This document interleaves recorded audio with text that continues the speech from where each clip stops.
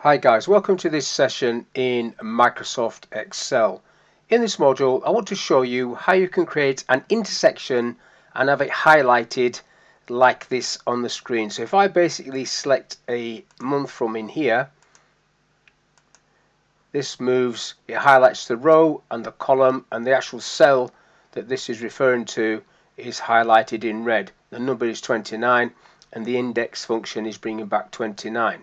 So if I change the exercise to something else, if I go back up for example, it just shifts across and the intersection sits there.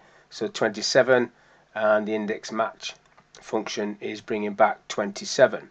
So what I want to do is recreate this intersection in conditional formatting and then go through how I did the match function and the index function to get it to pull this number off. You might not need to pull the number off, you might just need to look at it and then make a note, but that's what I'm going to do.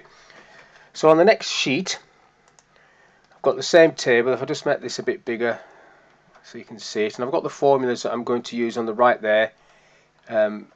Just come down a little bit so it's on the screen. So those are the formulas that I'm going to use in conditional formatting. Now I need to pay particular attention on the dollar signs where they're sitting. So that one there, for example, is lock in column C but not the row. That's obviously dollar signed. That one there is lock in row 2 but not the D, and that's dollar signed as well. And then these are different as well. So I'll do each one of these in turn and you can see how it works. If I highlight the area that I want this to apply to, go to conditional formatting, manage rules. First one is going to be new rule. Now each one of these are formula options, so I'm going to the bottom one of these listed at the top, and the first one I'll do is the top one, where it's just got these two basically equaling either that cell there or that cell there.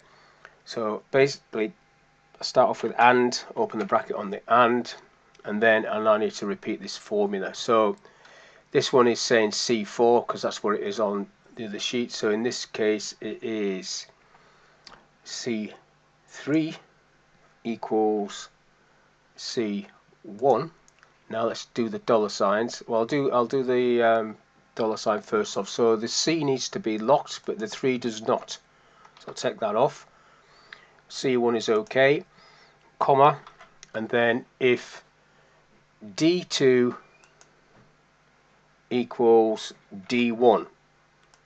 Now again, the dollar signs, if you look at that D2, the 2 needs to be locked but not the D, not column D, and that is locked. So that is the first thing. Now the AND function, I'll close the bracket on that, will return true or false. So that has to be true or false. It can't be something else. It's true or false.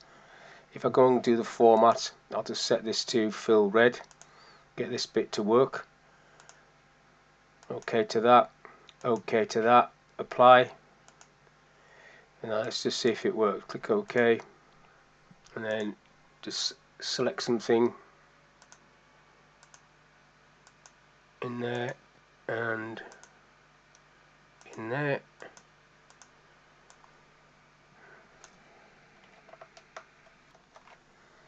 So that one's worked, that cell's gone red. If I click OK to that and then just select something else, so it's basically these, if I change that, just check it works to weights, that's gone across to weights. If I change the month to a different month, I'll go for a shorter month, April say. So that is working, but now what I need to do is these two where I need the intersection. So I want the row and the column to also change colour. So if I highlight all of that, go back into conditional formatting, manage rules, new rule. So again it's the formula option, so formula option. So now I'm going to do this one. So basically if D2 is equal to is equal to D1, so if D2 is equal to D1, so that's D2, if that's equal to that, that's what I want to format first off. So let's just type that. So we go in and put equals in there. Actually the computer does put equals in there, but if I put equals in there it might not put any funny symbols in there. So basically if D, and now look at the dollar sign and the little example I've got there, so the D does not need to be locked, so this is a mixed reference, dollar sign, the 2 does, equals to D1, Now D1 is $signed, that is $signed. Close the bracket. So if D2 is equal to D1, format, go for orange, go for orange. OK, OK. Just leave that one like that for a minute, and then do the other one. New rule, formula option. So we go equals and open the bracket. So this is going to be if C3 is equal to C1, and then the $sign is the same. So C3, so we'll go $sign first off for the C, and then 3 is equal to C1. I'll just click on that, and it's got the $signs already. And this also wants to be formatted orange. Click OK to that. OK, then apply, and then we get that. Now that's gone over the top of the red cell, so what I need to do is just move this to the top, apply that. So now that's working, so I'll click OK. So change the month, June, shoots down to June. Change the exercise, so at the top there, swimming, moves across the swimming. So that's exactly what I want. Now to pull that 22 off there, for example, over here, what I need to do is use the index function. Now the index function needs a row and a column number. If I just this would be the data area. So for example, that is going to be 1 2 3 4 5 6 and 1 2 3 4 5 6 7. So it's row 6 column 7. So if I just type it down here, equal index, that's the data area, it needs the data, and then comma 6 comma 7. Let's see what that brings back. It brings back 22. So that's what that's doing. Now you can actually type that like that. Obviously that's going to work. I've called this little area my data, but I want this to work when I select one of these automatically to put the figures in place.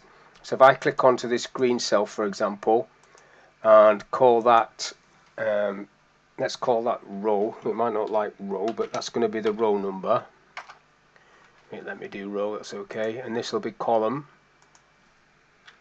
Call that column. Press and enter each time.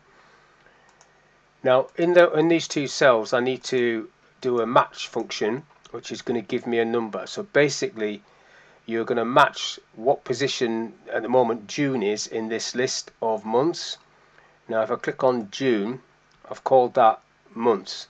So basically if I go equals match, open the bracket, click on that cell, comma. Now this list I've called month, MON, comma, 0 is an exact match, and then close the bracket. Now I can't use the word month and months because I've used them on the other sheet, but you get the idea. You better use the full word if you wanted to. If I tick that, that comes back with 6 for me. Now that's a row that the match function is going to use. Column. Now this is this lot. So if I highlight this list of activities, they're called act, and this is called nothing. It's just called D1.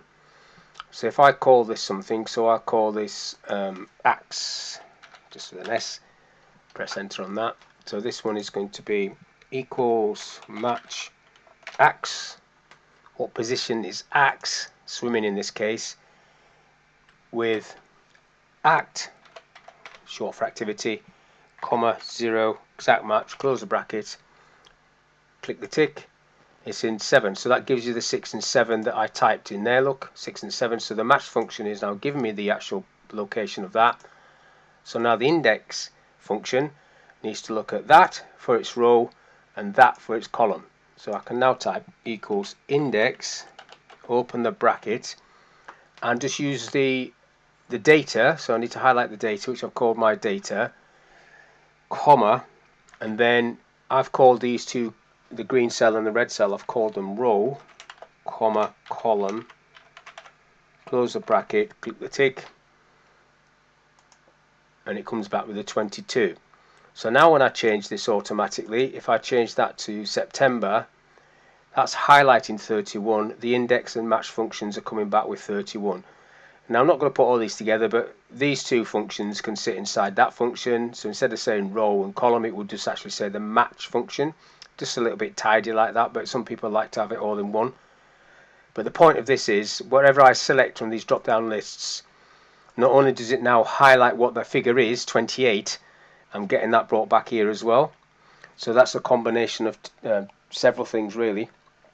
Conditional formatting to give me an intersection, and conditional formatting to highlight the intersection row and column, and then I've used the match function to get me the actual row and column number ready for the index function, which brings back the actual number that's created or selected by my selection.